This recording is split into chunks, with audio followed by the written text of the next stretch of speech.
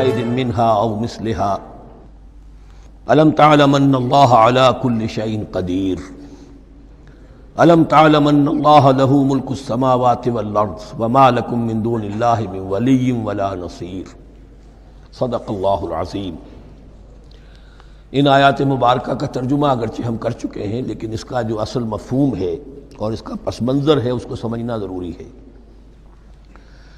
آپ کو معلوم ہے کہ اللہ کا دین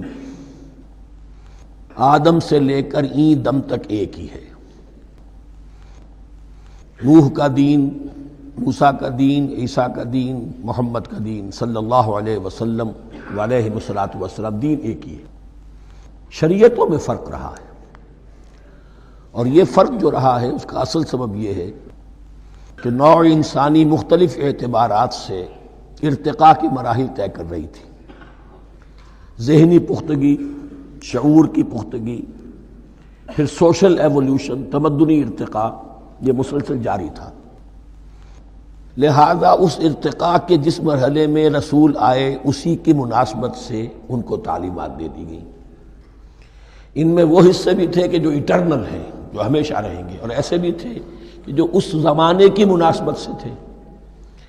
اب جب اگلا رسول آئے گا تو ظاہر بات ہے کہ ان میں سے کچھ چیزوں میں تغیر و تبدل ہو جائے گا، کچھ چیزیں نئی آ جائیں گی، کچھ پرانی ساقط ہو جائیں گی۔ یہ پرانی چیزوں کا ساقط ہونا یہ کہلاتا ہے ناسخ ہونا، ناسخ و منسوخ کا مسئلہ، کہ وہ حکم منسوخ ہو گیا اور اس کی جگہ پر کوئی اور حکم آ گیا ہے۔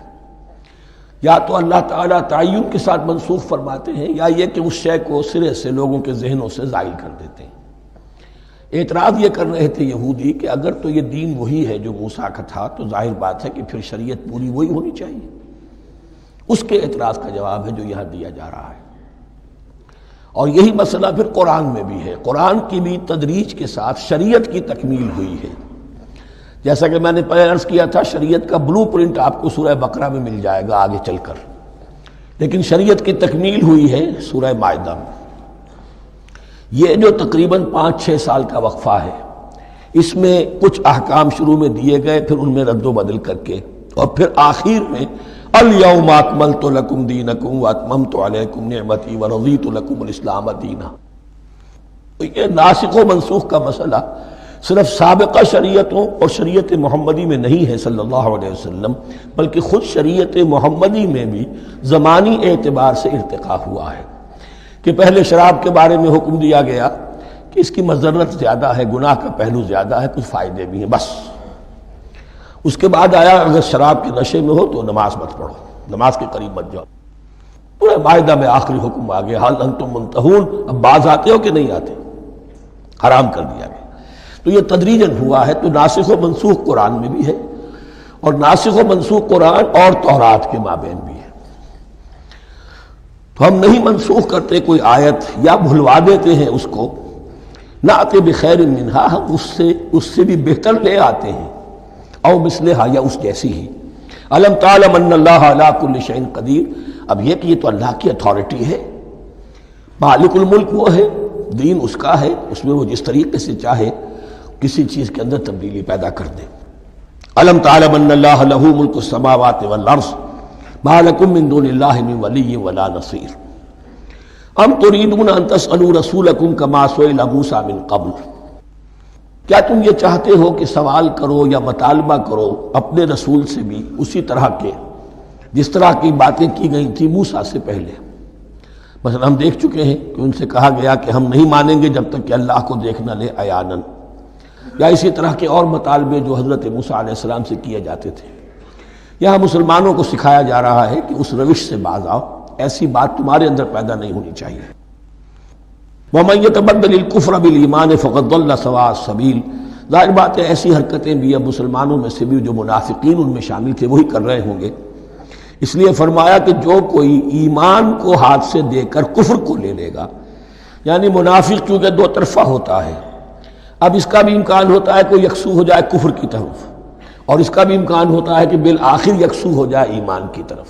مذبذبین بین ذالک کی کیفیت میں جو مبتلا ہے، اس کے دو یہ امکانات ہیں۔ تو جو کفر کی طرف جا کر مستقل طور پر راغب ہو گیا اس کا ذکر ہے، ومن یتبدل الکفر بالایمان فقد ضل سواء السبیل، تو وہ تو سیدھی راہ سے بھٹک گیا۔ ود کثیر من اہل الکتاب لو یردونکم من بعد ایمانکم کفارا، اہل کتاب میں سے بہت سے لوگ ہیں جو چاہتے ہیں کہ کسی طرح لوٹا کر لے جائیں تمہیں تمہارے ایمان کے بعد، پھر کفار بنا دیں۔ یہ ایسے ہی ہے کہ جیسے کسی بلی کی دم کٹ جائے تو وہ یہ چاہے گی کہ ساری بلیوں کی دمیں کٹ جائیں کہ وہ کوئی علیحدہ سے نمایاں نہ رہے۔ تو وہ چاہتے تھے کہ یہ چیزیں جو ہیں ان کو واپس لے آیا جائے، اہل ایمان کو بھی کفر میں لے آیا جائے، حسدا من عند انفسہم، اور یہ ان کا طرز عمل ان کے حسد کی وجہ سے کہ کیوں یہ نعمت جو ہے ان کو دے دی گئی۔ من بعد ما تبین لہم الحق، اس کے بعد کہ ان پر حق بالکل واضح ہو چکا ہے، وہ جان چکے ہیں، پہچان چکے ہیں، کسی مغالطے میں نہیں ہے، غلط فہمی میں نہیں ہے۔ فاعفوا واصفحوا، یہ بہت اہم ہے مقام۔ تو اے مسلمانوں تم معاف کرتے رہو اور صرف نظر سے کام لو۔ اس کا اصل مطلب کیا ہے؟ ابھی تو چونکہ مدنی دور کا آغاز ہو رہا ہے، ابھی کشمکش کے اور کشاکش کے اور مقابلے کے اور تصادم کے بڑے سخت مراحل آ رہے ہیں۔ چونکہ تمہارا سب سے پہلا جو محاذ ہے وہ تو کفار مکہ کے خلاف ہے، سب سے بڑھ کر وہی آئیں گے، تم پر حملے کریں گے، جنگیں ہوں گی۔ تو فوری طور پر یہ جو آستین کے سانپ ہیں ان کو ابھی چھیڑو مت، جب تک یہ پڑے رہیں ڈورمنٹ، انہیں پڑا رہنے دو۔ ایک وقت آئے گا، یہاں یوں سمجھیے کہ یہ حکم دیا رہا ہے فی الحال انہیں چھیڑو مت، ان کے طرز عمل کے بارے میں زیادہ توجہ نہ دو، فاعفو، معاف کرتے رہو، درگزر کرتے رہو۔ اور وصفحو کہتے ہیں، صفح کہتے ہیں ایک طرف کا، یہ صفح ہے، یہ ورق ہے، صرف نظر کر لینا، دیکھا اندیکھا کر لینا، نظر انداز کر دینا، حتی یاتی اللہ بامرہ، یہاں تک کہ اللہ اپنا فیصلہ لے آئے۔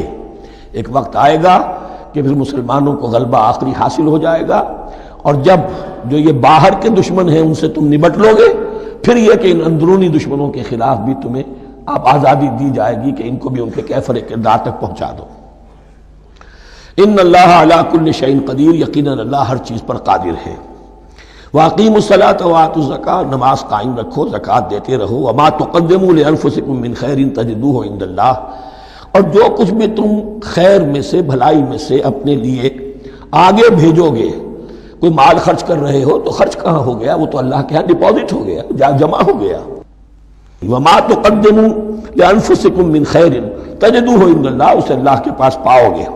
ان اللہ بما تعملون بصیر، یقیناً جو کچھ تم کر رہے ہو اللہ اسے دیکھ رہا ہے۔ وقالوا لن يدخل الجنۃ الا من كان هودا او نصارى، اب دیکھیے جب یہ نئی امت اب تشکیل پا رہی ہے تو یہودی اور نصرانی جو ایک دوسرے کے دشمن تھے مسلمانوں کے مقابلے میں جمع ہو گئے،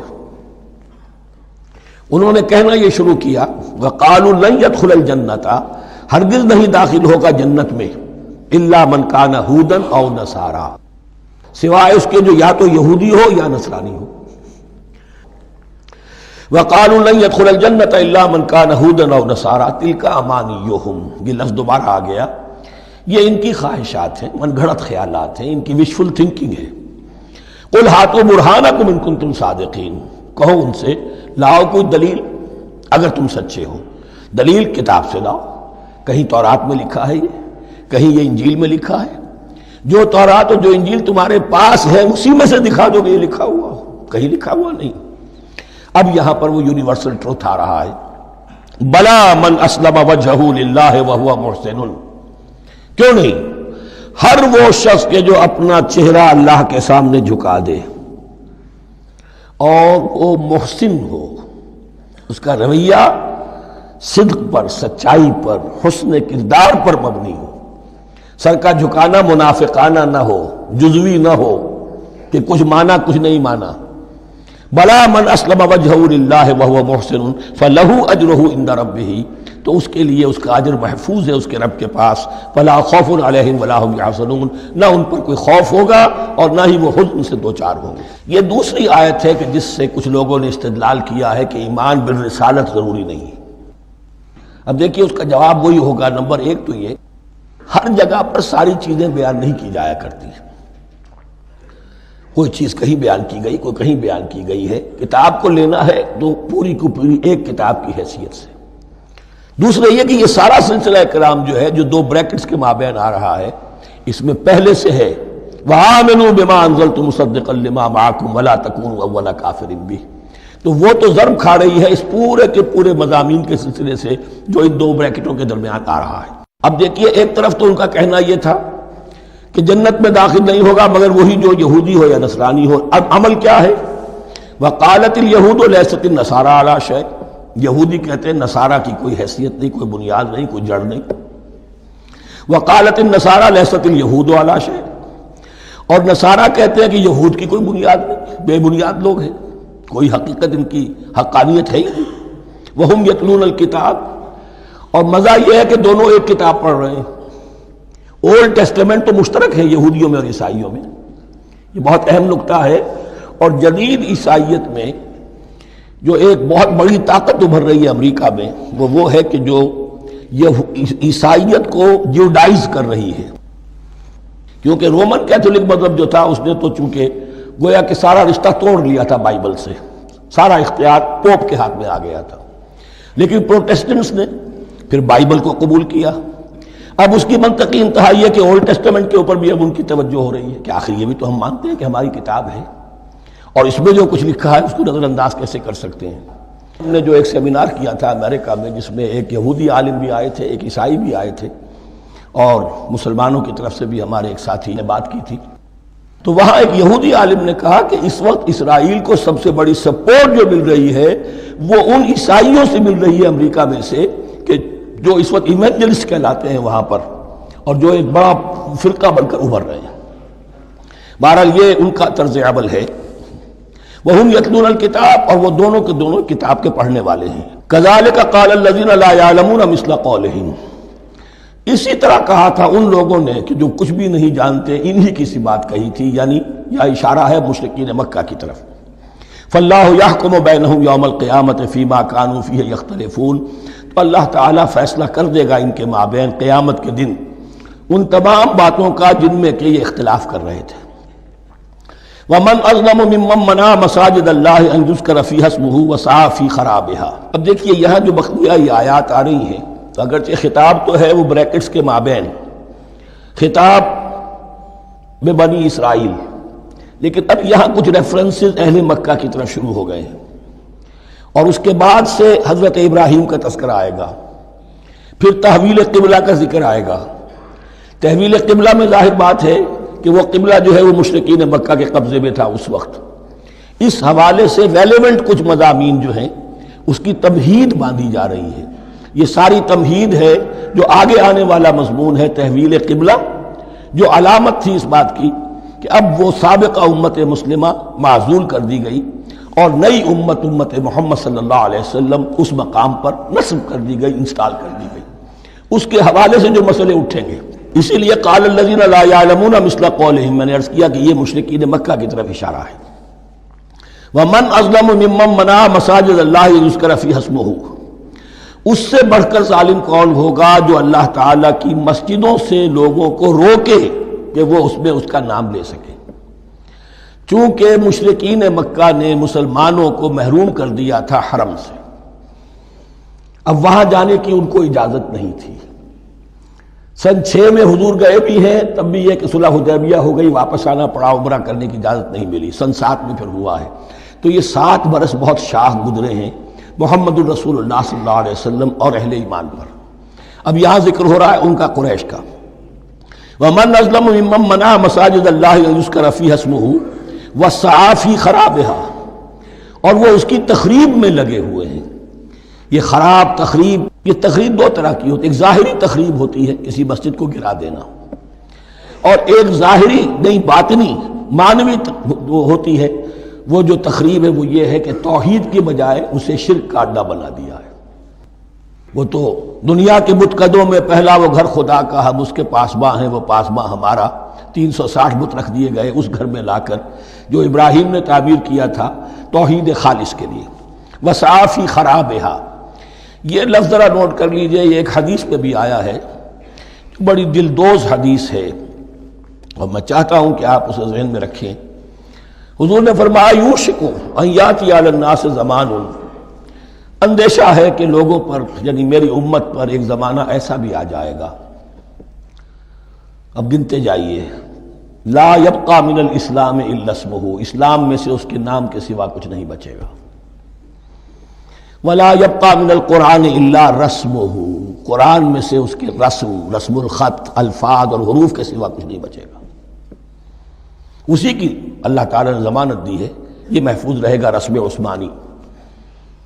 مساجدہم عامرۃ، ان کی مسجدیں آباد تو بہت ہوں گی، وہی خراب من الہدی، ہدایت سے خالی ہو جائیں گے، یہ خراب کے لفظ سے ہی خراب من الہدی، وعلماؤہم شر الناس تحت ادیم السماء، اور ان کے علماء آسمان کی چھت کے نیچے کی بدترین انسان ہیں، من عندہم تخرج الفتنۃ وفیہم تعود، فتنہ انہی کے اندر سے برآمد ہوگا، انہی میں گھس جائے گا، یعنی ان کا کام فتنہ انگیزی، مخالفت، جنگ و جدال، بھڑکانا، اپنے اپنے فرقے کے لوگوں کے جذبات کو بھڑکاتے رہنا اور مسلمانوں کے اندر اختلافات کو ہوا دینا، یہی ان کا کام رہ جائے گا۔ آج جن کو ہم علماء کہتے ہیں ان کی عظیم اکثریت اس کیفیت سے دوچار ہو چکی ہے۔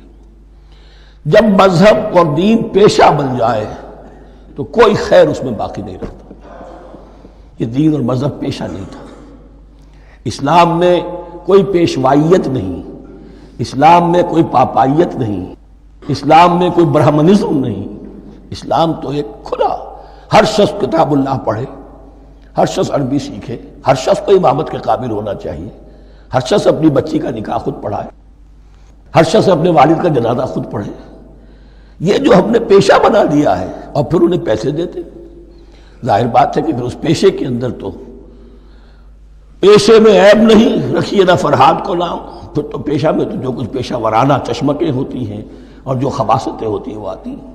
لیکن ساتھ ہی یہ بات واضح رہے کہ علماء حق سے دنیا خالی نہیں ہوگی، علماء حق بھی ہیں، لیکن کسی کے ماتھے پر لکھا ہوا نہیں ہوتا کہ یہ علماء حقانی میں سے اور یہ علماء سوء میں سے ہے۔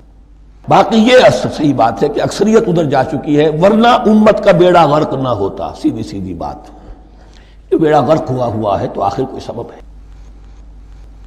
اولئک ما کان لہم ان یدخلوها الا خائفین، ایسے لوگوں کو تو سوائے اس کے ان کا کوئی مقام نہیں ہے کہ انہیں داخل ہونے کی بھی اجازت نہیں ہونی چاہیے اس میں، یعنی اللہ کی مسجدوں میں، مگر خوف زدہ ہو کر، ڈر کر۔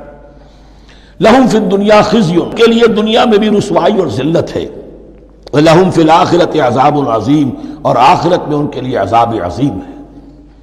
وللہ المشرق والمغرب، اب دیکھیے تمہید ہو رہی ہے تحویل قبلہ کے لیے۔ اب ظاہر بات ہے کہ بڑی حساس جو ہے وہ ایک کیفیت تھی یہ، تو یروشلم کے ساتھ جن کو دلچسپی تھی اور ان کے دلوں میں اس کی عقیدت تھی، مکہ مکرمہ اور بیت اللہ کے ساتھ جن کو دلچسپی تھی اور ان کے دلوں میں اس کی عقیدت تھی، تو اس حوالے سے یہ قبلہ بدلنا، اور 2 دفعہ بدلا ہے قبلہ، پہلے آ کے مدینے میں حضور نے یروشلم کی طرف 16 مہینے نماز پڑھی اور پھر تحویل قبلہ ہوا، تو اب اس میں کئی امتحان ہو گئے، وہ آگے آ جائے گا، لیکن اس کی تمہید باندھی جا رہی ہے۔ للہ المشرق والمغرب، مشرق اور مغرب سب اللہ کے ہیں، یعنی اگر ہم رخ کرتے ہیں مغرب کی طرف تو اس کے معنی یہ نہیں ہے کہ اللہ مغرب میں ہے، معاذ اللہ، اللہ تو جہت سے، مقام سے، ماورا وراء الورا، یہ تو یہ ہے کہ ایک یکسانیت پیدا کرنے کے لیے، اجتماعی رنگ دینے کے لیے ایک چیز کو قبلہ بنا دیا، علامت ہے۔ غالب نے ٹھیک کہا ہے، قبلے کو اہل نظر قبلہ نما کہتے ہیں، قبلہ جو ہے وہ مسجود تو نہیں ہے پرے سرحد ادراک سے اپنا مسجود، قبلے کو اہل نظر قبلہ نما کہتے ہیں۔ للہ المشرق والمغرب فینما تولوا فثم وجہ اللہ، جدھر بھی تم رخ کرو گے وہ اللہ ہی کا رخ ہے۔ ان اللہ واسع علیم، یقیناً اللہ بہت وسعت والا ہے، بہت وسعت والا ہے، وہ کسی سمت میں محدود نہیں ہے، اور علیم ہے، ہر شے کا جاننے والا ہے۔ دیکھیے یہاں یہ آیت کہہ کے اور چھوڑ دیا مسئلہ، اگلے مسئلے پر آگئے، آگے آپ کو پتہ چلے گا کہ یہ در حقیقت ایک تمہید باندھی جا رہی ہے تحویل قبلہ کے لیے۔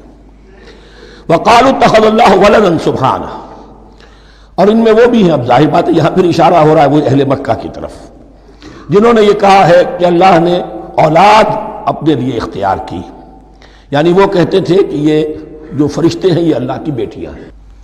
نصارہ کہتے تھے کہ حضرت مسیح اللہ کے بیٹے ہیں، اور یہودیوں کا بھی ایک گروہ ایسا تھا جو حضرت عزیر کو اللہ کا بیٹا کہتا تھا۔ بل لہ ما فی السماوات والارض، نہیں، آسمانوں اور زمین میں جو کچھ ہے اسی کی ملکیت ہے، سب مخلوق ہے، مملوک ہے، خالق اور مالک صرف وہ ہے۔ کل لہ قانتون، اور سب کے سب اس کے فرما بردار ہیں، بڑے سے بڑا رسول، بڑے سے بڑا ولی، بڑے سے بڑا فرشتہ، بڑے سے بڑے اجرام سماویہ، سب کل لہ قانتون۔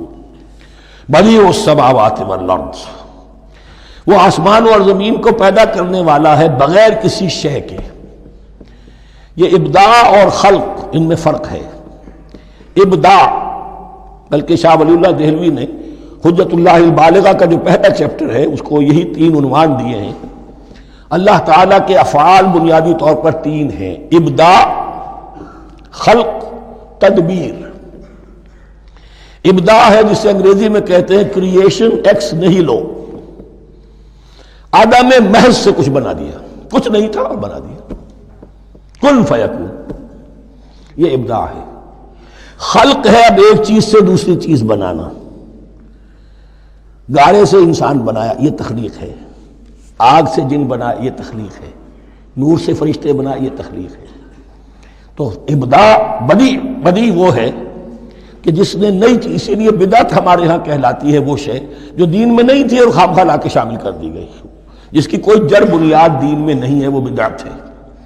اس سے یہ لفظ بدیع السماوات والارض، وَإِذَا قَضَىٰ أَمْرًا فَإِنَّمَا يَقُولُ لَهُ كُن فَيَكُونُ، اس کی شان تو یہ ہے کہ جب وہ کسی معاملے کا فیصلہ کر لیتا ہے تو بس کہتا ہے کہ ہو جا، اور وہ ہو جاتی ہے۔ وَقَالَ الَّذِينَ لَا يَعْلَمُونَ لَوْلَا يُكَلِّمُنَا اللَّهُ وَتَأْتِينَا آیَةٌ، اور کہا ان لوگوں نے جو علم نہیں رکھتے، یہاں پھر وہی مشرکین مکہ کی طرف روح سخن ہے، کیوں نہیں بات کرتا ہم سے اللہ، اور کیوں نہیں کوئی لے آتا ہمارے پاس کوئی نشانی۔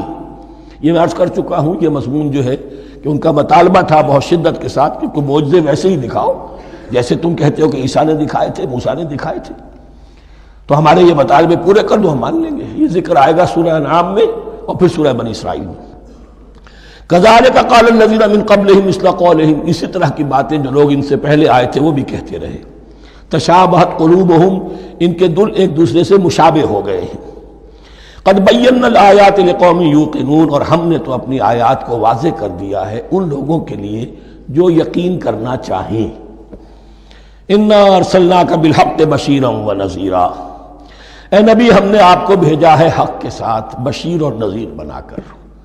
بنیادی حیثیت آپ کی یہ ہے کہ آپ اہل حق کو بشارت دیں، فراح و ریحان و جنت نعیم، فسلام لک من اصحاب الیمین، یہ بشارت دیجیے۔ اور جو غلط راستے پر جائیں، کفر کریں، منافقت میں مبتلا ہوں، ملحد ہوں اور بدعملی کریں، ان کو آپ خبردار کر دیجئے کہ جہنم ان کے لیے تیار کر دی گئی ہے۔ آپ کا کام دعوت ہے، ابلاغ ہے، تبلیغ ہے، نصیحت ہے۔ وَلَا تُسْأَلُ عَنْ أَصْحَابِ الْجَحِيمِ، آپ سے سوال نہیں کیا جائے گا جہنمیوں کے بارے میں کہ اے محمد یہ کیوں جہنم میں پہنچ گئے، ہم نے تمہیں بھیجا تھا، تمہارے ہوتے ہوئے یہ جہنمی کیوں ہو گئے؟ نہیں، یہ آپ کی ذمہ داری نہیں ہے۔ کون جنت میں جانا چاہتا ہے، کون جہنم میں جانا چاہتا ہے، یہ آدمی کا اپنا فیصلہ ہے۔ آپ کا کام ہے کہ حق کو واضح کر دیں، ہاں وضاحت میں کمی نہ رہ جائے، حق واضح ہو جائے، کوئی اشتباہ نہ ہو، بالکل مبرہن ہو جائے، واضح ہو جائے، بس یہ ذمہ داری آپ کی ہے، اس سے زیادہ نہیں۔ یہ مسئولیت جو ہوتی ہے، انسان اگر اپنی اصل مسئولیت سے زیادہ ذمہ داری اپنے سر پر ڈال لے تو اس سے بھی بہت بڑی بڑی گمراہیاں پیدا ہوتی ہیں۔ اور اس کا جو تذکرہ ہو رہا ہے بڑی گمراہی تو معاذ اللہ وہ تو ہمارے حوالے سے ہوتی ہے۔ ہمارے ہاں کی بہت سی جماعتیں جو ہیں اسی طرح کی غلطیوں کی وجہ سے وہ غلط راستوں پر پڑ گئی، پوری تحریکیں برباد ہو گئی۔ لیکن یہاں بھی حضور کا معاملہ کیا ہو رہا تھا کہ حضور چاہتے تھے کہ کسی طرح یہ علماء یہود ایمان لے آئے۔ بہرحال حضور کے دل میں رغبت، آخر مکے میں آپ تھے تو دعائیں مانگتے تھے، اے اللہ عمرو بن ہشام اور عمر بن خطاب میں سے کسی ایک کو تو میری جھولی میں ڈال دے۔ تو اسی طرح کی دعا آپ نے کی ہوگی۔ فرمایا وَلَن تَرْضَىٰ عَنْكَ الْيَهُودُ وَلَا النَّصَارَىٰ حَتَّىٰ تَتَّبِعَ مِلَّتَهُمْ،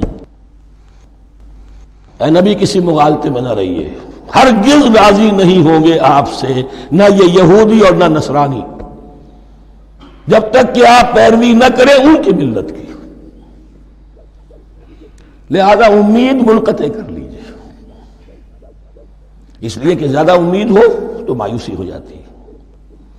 اقبال نے بہت خوب کہا ہے بندہ مومن کے بارے میں، جس کی امیدیں قلیل، جس کے مقاصد جلیل۔ مقصد اونچا لیکن امید قلیل رکھیے، اللہ چاہے گا تو ہو جائے گا، نہیں چاہے گا تو میرا کام تو اپنی حد تک اپنا فرض ادا کر دینا ہے۔ اس سے زیادہ کی جو ہے خواہش اپنے دل میں پالیں گے، کسی اجلت پسندی میں گرفتار ہو جائیں گے، کہیں دائیں بائیں ہک اور کرک کے ذریعے سے کہیں پہنچنے کی کوشش کریں گے اور اپنے آپ کو بھی برباد کر دیں گے۔ لن ترضى عنك اليهود ولا النصارى حتى تتبع ملتهم قل ان هدى الله هو الهدى، کہہ دیجئے دیکھو ہدایت تو ہے اللہ کی ہدایت۔ وَلَئِنِ اتَّبَعْتَ أَهْوَاءَهُمْ، اور اے نبی آپ بھی کان کھول کر سن لیں، اگر آپ نے ان کی خواہشات کی پیروی کی، یہاں ہم جوڑ دیں گے الفاظ بالفرض، بالفرض بفرض محال، اگر آپ نے ان کی خواہشات کی پیروی کی کہ کچھ چلو لے دو کر معاملہ کر لو، کچھ ان کی بات مانو، کچھ اپنی بات منوا لو۔ یہ مکے میں بھی قریش کی طرف سے بھی آیا تھا کہ کچھ اپنی بات منوا لیجئے، کچھ ہماری بات کمپرومائز کیجئے۔ اب ظاہر بات ہے کہ یہاں اب یہود کے ساتھ یہی معاملہ ہے۔ وَلَئِنِ اتَّبَعْتَ أَهْوَاءَهُمْ بَعْدَ الَّذِي جَاءَكَ مِنَ الْعِلْمِ مَا لَكَ مِنَ اللَّهِ مِنْ وَلِيٍّ وَلَا نَصِيرٍ، اور اگر بفرض محال آپ نے پیروی کی ان کی خواہشات کی، اس کے بعد کہ آپ کے پاس علم آ چکا، تو نہیں ہوگا کوئی بھی اللہ کے مقابلے میں آپ کے لیے کوئی مددگار یا حمایتی۔ معاذ اللہ، معاذ اللہ، حق کی تلوار بڑی ننگی ہے، اور یہاں اللہ کا عدل یہ فرد سے فرد تک بدلتا نہیں ہے، نہ امت سے امت کی طرف بدلے گا، قوم اور کسی اور قوم سے ایک معاملہ، کسی دوسری قوم سے کوئی اور معاملہ نہیں۔ اللہ کے اصول ہیں، اللہ کے قوانین ہیں، اس کی فطرت ہے، فطرت اللہ التی فطر الناس علیہا، پھر یہ کہ اس کی سنت ہے، لن تجد لسنت اللہ تحویلا ولن تجد لسنت اللہ تبدیلا۔ الذین آتیناہم الکتاب یتلونہ حق تلاوتہ، وہ لوگ کہ جنہیں ہم کتاب دیتے ہیں وہ اس کی تلاوت کرتے ہیں جیسا کہ اس کی تلاوت کا حق ہے۔ اس پر میں نے اپنے کتابچے میں بحث کی ہے، تلاوت کا اصل حق کیا ہے۔ مسلمانوں پر قرآن مجید کے حقوق نامی کتابچہ، اب یہاں پہ تفصیل سے بیان کرنے کا وقت نہیں ہے، لیکن ایک بات جان لیجیے کہ تلاوت کا لفظ جو قرآن کے لیے قرآن نے اختیار کیا، یہ بڑا ذو معنیین ہے۔ تلا یتلو ہم اسے بھی کہتے ہیں پڑھنا، اور تلا یتلو کسی کے پیچھے پیچھے چلنے کو کہتے ہیں۔ والشمس وضحاها والقمر اذا تلاها، سورج کے بعد پیچھے آتا ہے چاند۔ تو یتلو کے معنی کیا ہے؟ when you are reading the book you are following the text۔ بعض لوگوں کو دیکھا ہوگا انگلی ان کی چلتی ہے ساتھ ساتھ، وہ بیچارے جو زیادہ ماہر نہیں ہیں تو تاکہ نگاہ ادھر سے ادھر نہ ہو جائے، ایک سطر سے دوسری سطر پر نہ پہنچ جائے، انگلی بھی ساتھ ساتھ پھیرتے ہیں، تو فالوئنگ دی ٹیکسٹ۔ لیکن اس تلاوت کا اصل حق کیا ہوگا؟ جب آپ اس کتاب کو فالو کریں، اسے اپنا امام بنائیں، اس کے پیچھے چلیں، اس کا اتباع کریں، اس کی پیروی کریں، جس کی کہ دعا ہم کرتے ہیں وَاجْعَلْهُ لَنَا إِمَامًا وَنُورًا وَهُدًى وَرَحْمَةً، تو اللہ تو بنائے گا ہمارا امام اس کو اسی وقت جب کہ ہم فیصلہ کر لیں کہ ہم اس کتاب کے پیچھے چلیں گے۔ الذین آتیناہم الکتاب یتلونہ حق تلاوتہ اولئک یؤمنون بہ، جو اللہ کی کتاب کی تلاوت کا حق ادا کریں اور اس کی پیروی بھی کریں، وہی ہیں جو اس پر ایمان رکھتے ہیں۔ جو نہ تلاوت کا حق رکھتے ہوں ادا کریں، نہ پیروی کریں، وہ دعویٰ کریں کہ ہمارا ایمان ہے تورات پر اور کتاب پر، تو یہ دعویٰ جو ہے جھوٹا دعویٰ ہے۔ میں وہ حدیث آپ کو سنا چکا ہوں، ما آمن بالقرآن من استحل محارمہ، جس شخص نے قرآن کی کسی حرام کردہ شے کو اپنے لیے حلال کر لیا، اس کا قرآن پر کوئی ایمان نہیں۔ وَمَن يَكْفُرْ بِهِ فَأُولَٰئِكَ هُمُ الْخَاسِرُونَ، اور جو اس کا کفر کرے گا تو وہی لوگ ہیں خسارے میں رہنے والے۔ اب وہ بریکٹ بند ہو رہی ہے، وہ آیت کے جو 6 رکوع کے شروع میں آئی تھی دوبارہ آ گئی جوں کہ توں، یا بنی اسرائیل اذکروا نعمتی التی انعمت علیکم وانی فضلتکم علی العالمین۔ یہ ترتیب ذہن میں رکھیے، اور دوسری آیت بھی جو کہ تو، صرف یہ ہے کہ ترتیب تھوڑی سی بدلی ہے۔ بریکٹ یوں بناتے ہیں تو اس کی چونچ ادھر ہوتی ہے تو اس کی چونچ ادھر ہوتی ہے. تو اسی طریقے سے ذہن میں رکھیے کہ دوسری آیت کی ترتیب تھوڑی سی بدل دی درمیانی، اور وہ بھی درمیان میں چونچ والا معاملہ جو ہوتا ہے. وَاتَّقُوا يَوْمًا لَا تَجْزِي نَفْسٌ عَن نَفْسٍ شَيْئًا، یہ تو جو کا تو وہی ہے. ڈرو اس دن سے جس دن کوئی جان کسی دوسری جان کے کام نہ آ سکے گی. وَلَا يُقْبَلُ مِنْهَا عَدْلٌ، وہاں کیا تھا وَلَا يُقْبَلُ مِنْهَا شَفَاعَةٌ، یہاں کیا آیا وَلَا يُقْبَلُ مِنْهَا عَدْلٌ، نہ اس سے کوئی فدیہ قبول کیا جائے گا. وَلَا تَنْفَعُهَا شَفَاعَةٌ، یہ شفاعت بعد میں لے آئے، عدل پہلے لے آئے. وہاں شفاعت پہلے ہے، عدل بعد میں، بس یہ تبدیلی ہے. وَلَا هُمْ يُنصَرُونَ، اور یہ پھر جو کا تو وہی جو پہلی آیت میں تھا، جو چھٹے رکوع کی دوسری آیت ختم ہوئی، نہیں انہیں کوئی مدد مل سکے گی. یہ جو حصہ تھا جو تقریباً 10 رکوعوں پر مشتمل تھا، سورہ بقرہ کے 18 رکوع کہ جن میں روح سخن ہے سابقہ امت مسلمہ کی طرف. 4 رکوع بڑے عموم کے حامل تھے، لیکن بین السطور وہاں بھی اشارے موجود تھے. روح سخن جو تھا وہ بنی اسرائیل کی طرف. 10 رکوعوں میں صراحت کے ساتھ ساری گفتگو انہی سے ہے، الا یہ کہ ایک جگہ مسلمانوں سے خطاب کر لیا، کچھ آخر میں اہل مکہ کا تذکرہ بھی ہو گیا. اب اس کے بعد ذکر شروع ہو رہا ہے حضرت ابراہیم علیہ السلام کا. وہ بات سمجھ لیجئے کہ کیا وجہ ہے اس کی. دیکھیے حضرت ابراہیم کی نسل کی یہ 2 شاخیں چلی، ویسے تو 3 ہیں. عام طور پر لوگوں کے علم میں ہے کہ 2 بیویاں تھیں. حضرت ہاجرہ سے حضرت اسماعیل پیدا ہوئے، بڑے تھے. حضرت سارہ سے حضرت اسحاق، ان کے بیٹے یعقوب، یعقوب کے 12 بیٹے بنی اسرائیل.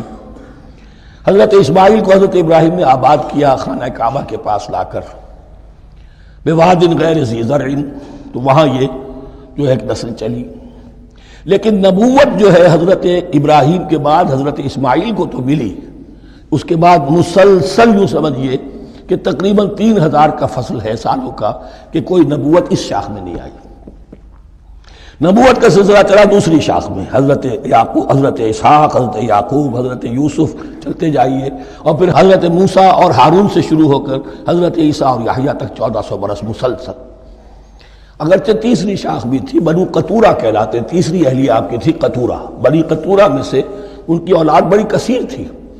ان میں سے ایک مدین تھے، مدین یا مدیان، ان میں حضرت شعیب کی بعثت ہوئی تھی.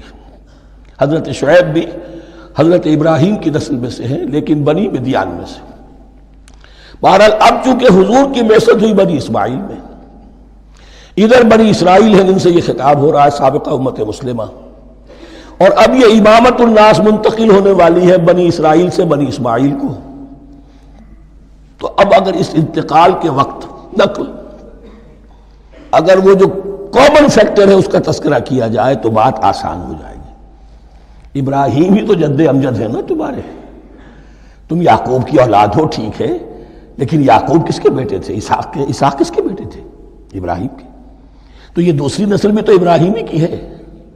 اس حوالے سے ان کے لیے سہل بنایا جا رہا ہے کہ بات کو سمجھو.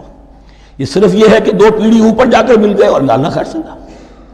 اور حضرت ابراہیم نے خانہ کعبہ کی تعمیر کی اور اسے اب مرکز بنانا ہے اہل توحید کا. لہذا یہ ساری گفتگو اب شروع ہو رہی ہے. 4 رکوع اب وہ ہے 15ویں سے شروع ہو کر 18ویں تک جن کا اصل مضمون ہے تحویل قبلہ. وَإِذِ ابْتَلَىٰ إِبْرَاهِيمَ رَبُّهُ بِكَلِمَاتٍ فَأَتَمَّهُنَّ، اور ذرا یاد کرو جب ابراہیم کو آزمایا اس کے رب نے بہت سی باتوں میں. میرا ایک کتاب چاہے حضرت ابراہیم کی شخصیت پر، حج اور عید الاضحیٰ اور ان کی اصل روح، اور اس میں ایک تحریر ہے، ایک تقریر ہے. جو تحریر ہے وہ مجھے بہت پسند ہے کہ کیسے کیسے امتحان آئے ہیں حضرت ابراہیم علیہ السلام پر. فَأَتَمَّهُنَّ، اب یہ ایک جملے میں ایک پوری داستان ہے. اس نے ان سب کو پورا کیا، سب میں پاس ہو گیا، ہر امتحان سے کامیابی کے ساتھ with flying colors ہر امتحان سے نکلے. قال انی جاعلک للناس اماما، تب ہم نے کہا اے ابراہیم اب میں تمہیں نوع انسانی کا امام بنانے والا ہوں. قال ومن ذریتی، انہوں نے کہا اور میری نسل کے بارے میں بھی یہ وعدہ ہے کہ نہیں؟ قال لا ینال عہد الظالمین، فرمایا میرا یہ عہد ظالموں سے متعلق نہیں ہوگا.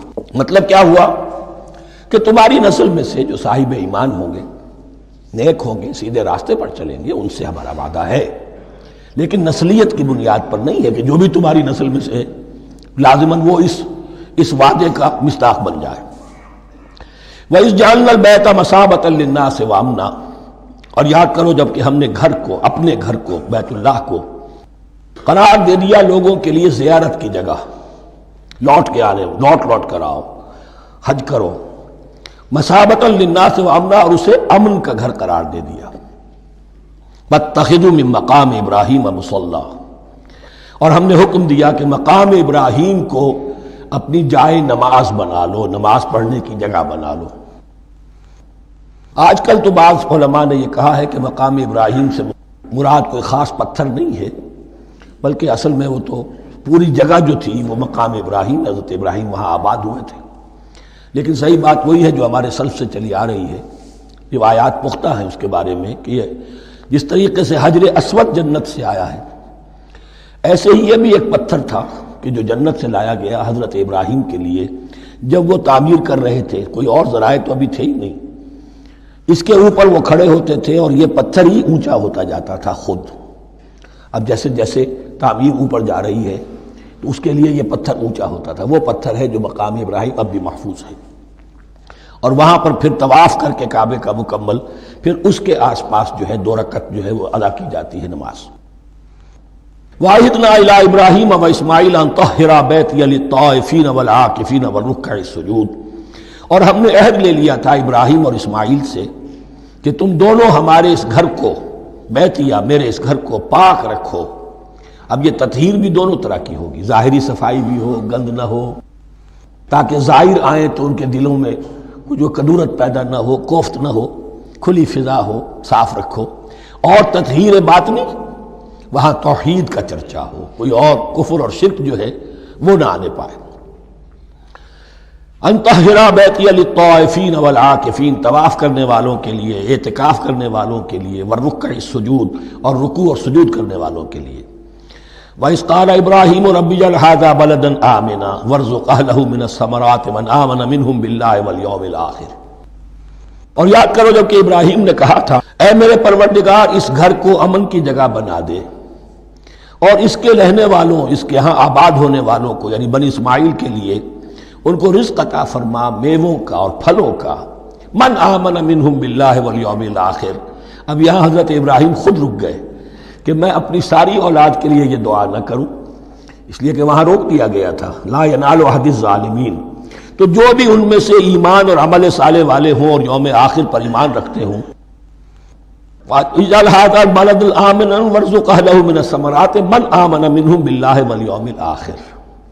اب یہاں دیکھیے اللہ تعالیٰ نے گویا کہ ہم کہیں گے ازرہ شفقت مسکراتے ہوئے گویا کہ فرمایا کہ ابراہیم قال ومن کفر، تمہاری اولاد میں سے جو کفر کرے گا فأمتعه قلیلا، اس کو بھی میں دنیا کا ساز و سامان تو دوں گا، امامت میں شامل نہیں کر سکتا، لیکن یہ کہ دنیاوی طور پر مال و متاع جو ہے وہ ان کو بھی میں دوں گا۔ ومن کفر فأمتعه قلیلا ثم اضطره الى عذاب النار، ہاں پھر اسے کشاں کشاں لے آؤں گا جہنم کے عذاب کی طرف، وبئس المصیر، اور وہ بہت ہی بری جگہ ہے لوٹنے کی۔ وَإِذْ يَرْفَعُ إِبْرَاهِيمُ الْقَوَاعِدَ مِنَ الْبَيْتِ وَإِسْمَاعِيلُ، اور یاد کرو جب کہ ابراہیم اٹھا رہے تھے ہمارے گھر کی بنیادوں کو، اور اسماعیل، باپ بیٹا دونوں لگے ہوئے تھے۔ یہاں لفظ جو قواعد آیا ہے اس کو نوٹ کیجئے، قواعد قاعدے کی جمع ہے اور یہ بنیادوں کو کہا جاتا ہے، اور اس میں اشارہ ہے حضرت ابراہیم اصل معمار اور بانی نہیں ہے کعبے کے، کعبہ بنایا ہے حضرت آدم نے، ان اول بیت وضع للناس للذی بمکہ، پہلا گھر۔ اب کیسے ممکن تھا حضرت آدم علیہ السلام کے زمانے سے لے کر اور حضرت ابراہیم تک کم و بیش جو ہے 4000 برس ہے، عام اندازہ جو ہے تورات کا اگر آپ لگائیں تو کوئی مسجد نہیں بنی ہوگی کیا؟ یہ پہلا گھر ہے، پہلا وہ گھر خدا کا، تو اس کی بنیادیں رہ گئی تھیں، باقی وہ امتداد زمانہ سے، اور چونکہ یہ سیلاب کا راستہ تھا، سیلاب کی وجہ سے وہ سب جو ہے دیواریں بہہ گئی تھی، صرف بنیادیں تھیں، ان بنیادوں کو پھر وَإِذْ بَوَّأْنَا لِإِبْرَاهِيمَ مَكَانَ الْبَيْتِ، یہ سورہ حج میں جا کر مضمون تفصیل سے آئے گا۔ اب میں آئے گا کہتا ہوں، آ چکا ہے حقیقت کے اعتبار سے، اس لیے کہ یہ ساری مکی صورتیں ہیں جو نازل ہو چکی ہیں سورہ بقرہ سے بہت پہلے۔ تو جب وہ ان بنیادوں کو اٹھا رہے تھے تو دعائیں مانگ رہے تھے، ربنا تقبل منا انک انت السمیع العلیم، اے رب ہماری اس کوشش کو، ہماری اس مشقت کو، محنت کو قبول فرما۔ باہر گھر بنا رہے ہیں، پتھر اٹھا اٹھا کر لا رہے ہیں، حضرت اسماعیل کی عمر اس وقت لگ بھگ 13 برس ہے، ہاتھ بٹا رہے ہیں، ربنا تقبل منا انک انت السمیع العلیم، اے رب ہماری اس کوشش کو شرف قبول عطا فرما، یقیناً تو سب کچھ سننے والا اور جاننے والا ہے۔ ربنا وجعلنا مسلمین لک، اور اے رب ہمیں اپنا فرما بردار بنائے رکھ۔ نوٹ کیجئے، ابراہیم کہہ رہے ہیں، تو میں اور آپ اگر مطمئن ہو جائیں کہ میری موت لازماً حق پر ہوگی تو بہت بڑا دھوکہ ہے۔ ڈرتے رہنا چاہیے، اللہ کی پناہ طلب کرتے رہنا چاہیے۔ ربنا وجعلنا مسلمین لک، اے اللہ ہم دونوں کو اپنا فرما بردار بنائے رکھ، ومن ذریتنا امۃ مسلمۃ لک، اور ہم دونوں کی نسل میں سے اٹھائیو برپا کی جو ایک امت جو تیری فرما بردار امت ہو۔ وارنا مناسکنا، اور اے پروردگار تیرا گھر تو ہم نے یہ بنا دیا، اب اس کے جو رسومات ہیں وہ ہمیں سکھا، جو مناسک حج ہیں، ارنا مناسک، اب کیسے حج کریں، کیا آداب ہوں گے، طواف کیسے ہوگا، کیا کریں گے۔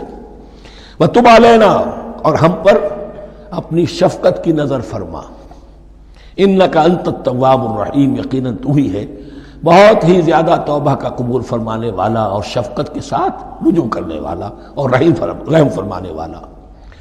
ربنا وبعث فیہم رسولا منہم، اور اے ہمارے پروردگار ہماری اس نسل میں، اب چونکہ ہماری نسل مراد ہے بنی اسماعیل، بنی اسرائیل اسماعیل کی نسل میں سے تو نہیں ہے نا، یہاں دونوں کی نسل سے مراد ہے تو وہ بنی اسماعیل، ہماری اس نسل میں اٹھائی ہو ایک رسول انہی میں سے، باہر کا نہ ہو، کوئی مغایرت کا اجنبیت کا پردہ حائل نہ ہو، وہ کیا کرے، یتلو علیہم آیاتک، تیری آیات ان کو پڑھ کر سنائے، وَيُعَلِّمُهُمُ الْكِتَابَ وَالْحِکْمَةَ، اور صرف سنائے نہیں، تعلیم دے انہیں کتاب اور حکمت کی۔ صرف سنا دینا تو بہت آسان کام ہے، سکھانا، تعلیم دینا، دلوں میں بٹھانا، اور حکمت، وَيُزَكِّيهِمْ، اور ان کو پاک کرے، ان کا تزکیہ کرے، ان کے دلوں میں تیری محبت اور آخرت کی طلب کے سوا کوئی طلب باقی نہ رہنے دے۔ انک انت العزیز الحکیم، یقیناً پروردگار تو ہی ہے زبردست اور کمال حکمت والا۔ وَمَن يَرْغَبُ عَن مِّلَّةِ إِبْرَاهِيمَ إِلَّا مَن سَفِهَ نَفْسَهُ، اور ایسا شخص کون سا ہوگا جو ابراہیم کے طریقے سے منہ موڑے۔ یہ رغبت کا لفظ عربی زبان میں دونوں طرف جاتا ہے، رغبہ الہ، کسی شے کی طرف رغبت ہونا، محبت ہونا، میلان ہونا، اور رغبہ عن، کسی شے سے متنفر ہونا، کسی شے سے ابا کرنا، اس کو چھوڑ دینا۔ وَمَن يَرْغَبُ عَن مِّلَّةِ إِبْرَاهِيمَ إِلَّا مَن سَفِهَ نَفْسَهُ، سوائے اس کے جس نے اپنے آپ کو حماقت ہی میں مبتلا کرنے کا فیصلہ کر لیا ہو، اور کون ہوگا جو ابراہیم کے طریقے سے منہ موڑے۔ وَلَقَدِ اصْطَفَيْنَاهُ فِي الدُّنْيَا، اور ہم نے تو اسے دنیا میں بھی پسند کر لیا تھا، چن لیا تھا۔ وَإِنَّهُ فِي الْآخِرَةِ لَمِنَ الصَّالِحِينَ، اور یقیناً آخرت میں بھی وہ ہمارے صالح بندوں میں سے ہوں گے۔ اذ قال له ربه اسلم قال اسلمت لرب العالمین، جب کہا اس سے اس کے پروردگار نے کہ مانو میرا حکم،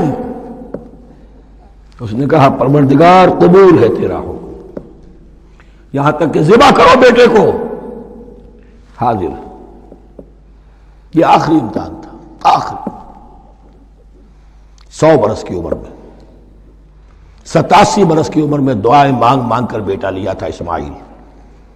حضرت سارہ کے ہاں کوئی اولاد نہیں ہوئی تھی، اب وہ 13 برس کا تھا، بازو بن گیا تھا، اور اس وقت ذبح کرنے کا حکم آیا۔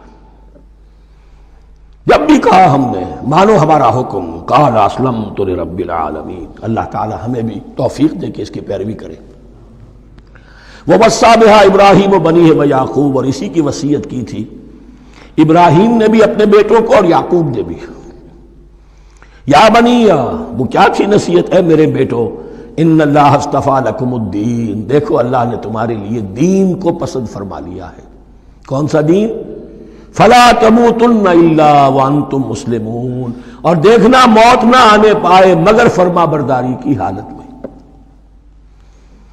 یہی بات آئے گی سورہ آل عمران میں مسلمانوں سے خطاب کر کے، یا ایھا الذین آمنوا اتقوا اللہ حق تقاتہ ولا تموتن الا وانتم مسلمون، اور ان الدین عند اللہ الاسلام ومن یبتغ غیر الاسلام دینا فلن یقبل منہ۔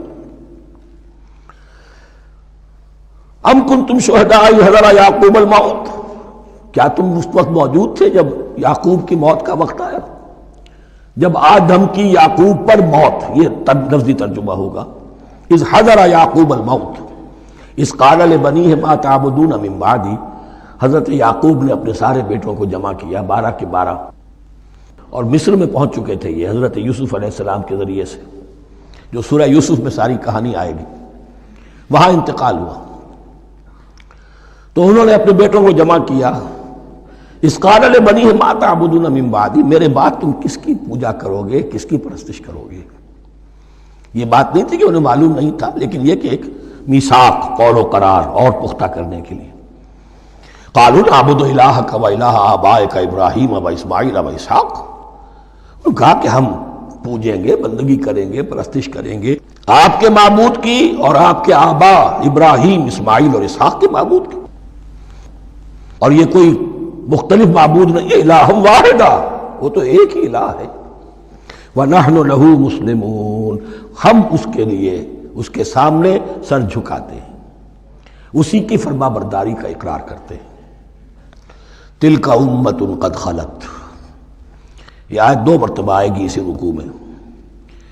یہ ایک گروہ تھا انسانوں کا جو گزر گیا، ابراہیم، اسماعیل، اسحاق، یعقوب، ان کی اولاد، قد خلت، وہ گزر گئے۔ لہا ما کسبت ولکم ما کسبتم، ان کے لیے تھا جو انہوں نے کمایا، اور تمہارے لیے ہوگا جو تم کماؤ گے۔ یعنی یہاں پدرم سلطان بود کا کوئی مقام نہیں ہے، ہر شخص کے لیے اپنا عمل، اپنا ایمان، اپنی کمائی۔ وَلَا تُسْأَلُونَ عَمَّا كَانُوا يَعْمَلُونَ، تم سے یہ نہیں پوچھا جائے گا کہ وہ کیا کرتے تھے، تم سے پوچھا جائے گا تم کیا کر کے لائے ہو۔ تو راچے ہے پدرم سلطان بود، تو راچے ہے، تم کیا ہو بھائی، تو اپنی بات کرو، باپ تمہارا سلطان تھا، ہوگا۔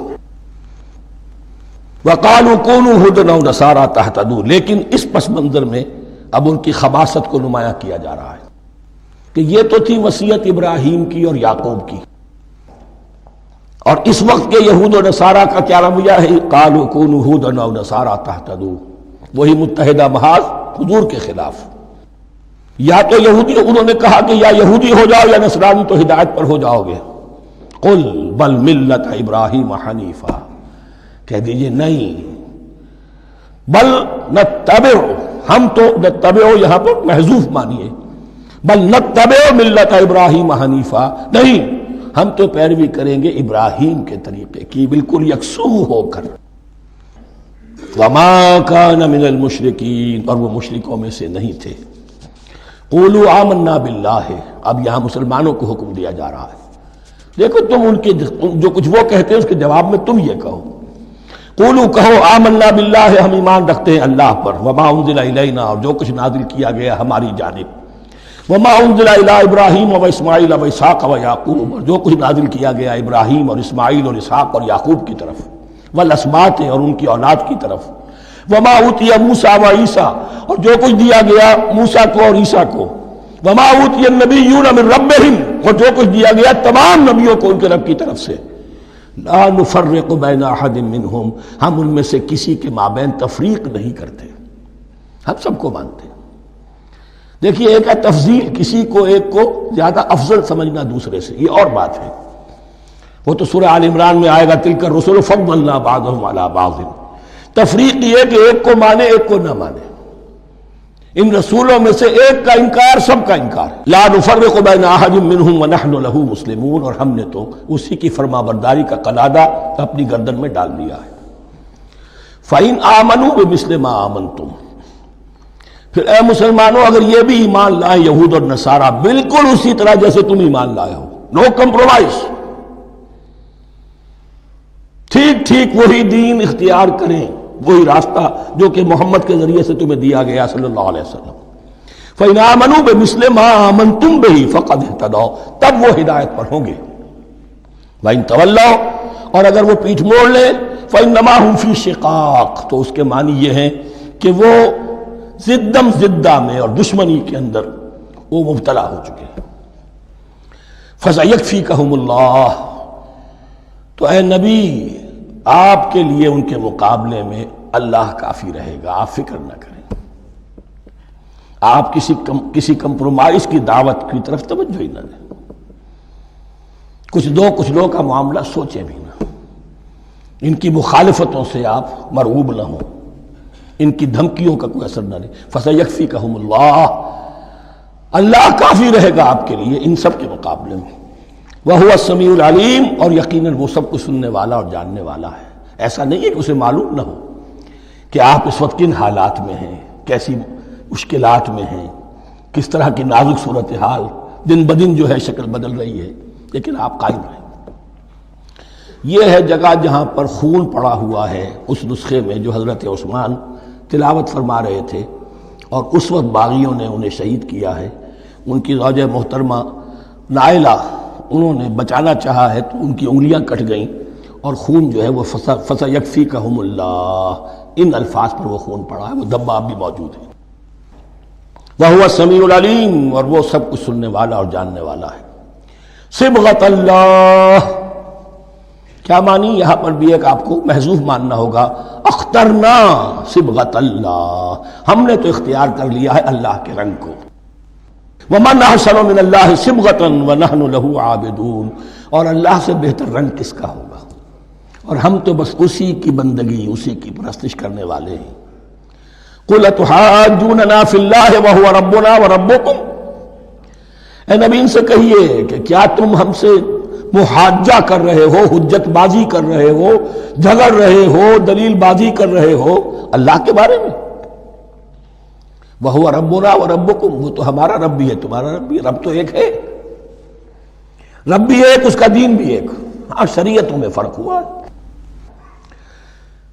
قُلْ أَتُحَاجُّونَنَا فِي اللَّهِ وَهُوَ رَبُّنَا وَرَبُّكُمْ وَلَنَا أَعْمَالُنَا وَلَكُمْ أَعْمَالُكُمْ، رب تو ہمارا بھی وہ، تمہارا بھی وہ، البتہ ہمارے لیے ہوں گے ہمارے عمل، تمہارے لیے ہوں گے تمہارے عمل۔ وَنَحْنُ لَهُ مُخْلِصُونَ، اور ہم تو اس کے لیے اپنے آپ کو خالص کر لینے والے ہیں۔ یہ ذرا 3 الفاظ یہاں پہ نوٹ کر لیجئے، یہ میرے اور آپ کے لیے لمحہ فکریہ ہیں۔ نحن لہو مسلمون، 136ویں آیت اس پر ختم ہوئی، ہم اس کے سامنے سر تسلیم خم کرتے ہیں، ان میں سے تو ہم بھی شامل ہیں۔ نحن لہو عابدون، آیت نمبر 138، ہم اس کی بندگی کرنے والے ہیں، اسی کی بندگی کرنے والے ہیں۔ تو صرف اسلام نہیں، عبادت اور ٹوٹل عبادت، ٹوٹل بندگی، پوری زندگی میں اس کے ہر حکم کی پیروی اور اطاعت۔ اس سے آگے بات آئی وَنَحْنُ لَهُ مُخْلِصُونَ، یہ عبادت اخلاص کے ساتھ نہیں ہے تو منافقت ہے۔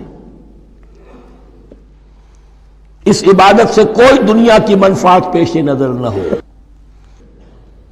سوداگری نہیں، یہ عبادت خدا کی ہے۔ دنیا بنانا، دنیا کمانا، دین کو ذریعہ بنانا، اس سے بڑا، اس سے بڑی اور اس سے گری ہوئی کوئی حرکت نہیں۔ اخلاص، حضور نے فرمایا من صلی یرائی فقط اشرکا ومن صام یرائی فقط اشرکا ومن تصدق یرائی فقط اشرکا، جس نے نماز پڑھی دکھاوے کے لیے اس نے شرک کیا، جس نے روزہ رکھا دکھاوے کے لیے اس نے شرک کیا، اور جس نے صدقہ خیرات دیا دکھاوے کے لیے اس نے شرک کیا۔ وَنَحْنُ لَهُ مُخْلِصُونَ، نحن له مسلمون، نحن له عابدون، نحن له مخلصون۔ اللهم ربنا اجعلنا منهم، اللهم ربنا اجعلنا منهم۔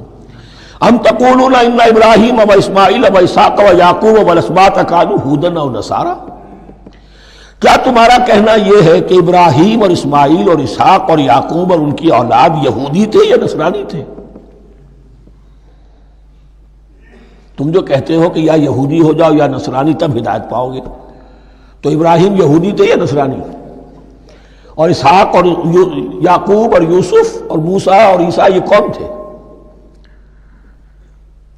یہی بات آج مسلمانوں کو سوچنی چاہیے۔ محمد الرسول اللہ اور ان کے اصحاب دیوبندی تھے یا بریلوی تھے یا اہل حدیث تھے یا شیعہ تھے یا سنی تھے؟ ان تقسیموں سے اوپر ہونے کی ضرورت ہے۔ اللہ کے ساتھ اخلاص کا تقاضا یہ ہے، ٹھیک ہے ایک فقہی مسلک کے اعتبار سے ایک شخص کسی مسلک کی پیروی کر رہا ہے، لیکن اپنے آپ کو اس سے آئیڈینٹیفائی کرانا اور اس مسلک کو مقدم رکھنا دین پر، اور اس مسلک ہی کے لیے محنت اور مشقت اور بھاگ دوڑ تبلیغ ہو رہی ہے اسی کی، یہ چیز بالکل اس اصل حقیقت کے خلاف ہے کہ جو اللہ کے دین نے ہمیں سکھائی ہے۔ ام تقولون ان ابراہیم و اسماعیل و اسحاق و یعقوب والاسباط کانوا ھودا او نصارا قل انتم اعلم ام اللہ، کہیے ان سے کہ تم زیادہ جانتے ہو یا اللہ زیادہ جانتا ہے۔ ومن اظلم ممن کتم شہادۃ عنده من اللہ، کان کھول کر سن لو، اس سے بڑھ کر ظالم کون ہوگا جس نے اللہ کی ایک گواہی جو اس کے پاس تھی اسے چھپا لیا۔ تمہارے پاس گواہیاں ہیں، علماء یہود جانتے تھے یہ اللہ کے رسول ہیں جن کے ہم منتظر تھے، اس گواہی کو چھپائے بیٹھے۔ ومن اظلم ممن کتم شہادۃ عنده من اللہ وما اللہ بغافل عما تعملون، اور اللہ ہرگز غافل نہیں ہے کہ اس سے جو تم کر رہے ہو۔ تلک امۃ قد خلت، یہ گروہ مقدس جماعت تھی یہ جس کے یہ گلے سرسبد تھے، یہ گزر گئے۔ لہا ما کسبت ولکم ما کسبتم، جو کمائی انہوں نے کی، جو عمل انہوں نے کمائے وہ ان کے لیے، تمہارے لیے نہیں۔